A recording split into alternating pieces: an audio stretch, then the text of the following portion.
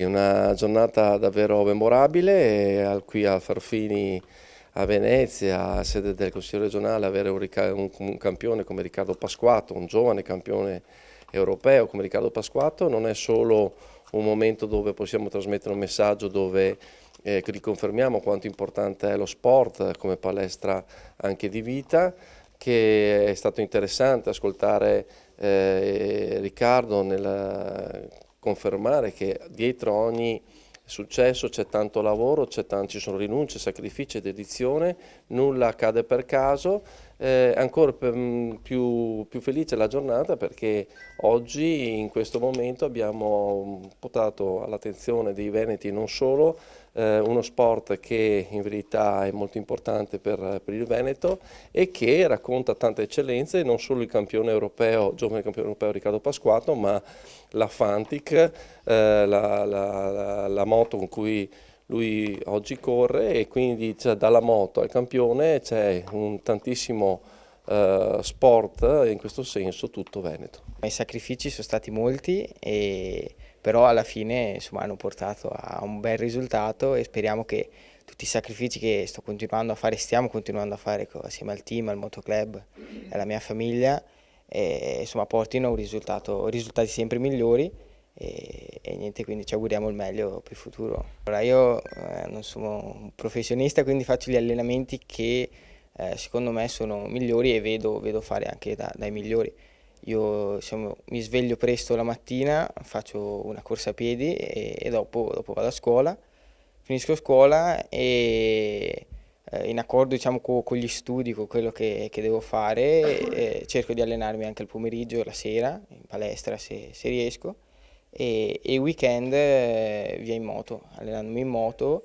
E, insomma adesso che sta arrivando la stagione con le giornate un po' più lunghe, con più luce, magari infrasettimanalmente riuscirò ad andare in moto ad allenarmi qualche pomeriggio per insomma aumentare le ore di moto che non fa mai male insomma. Secondo me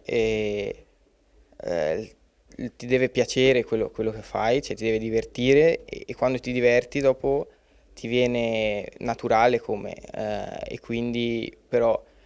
di base ci deve essere un allenamento importante che senza quello insomma non arrivi da nessuna parte. Noi abbiamo piloti professionisti con il nostro motoclub Verona, gente forte, però abbiamo i giovani e purtroppo l'enduro, il motocross è un po' diciamo bistrattato, le piste, ma diciamo che noi il nostro sport lo facciamo seriamente, cerchiamo di salvaguardare i territori, facciamo le gare su posti dove poi vengono ripristinati, è uno sport da sempre qua in Italia e niente, non abbiamo nessun peccato che sia un po' in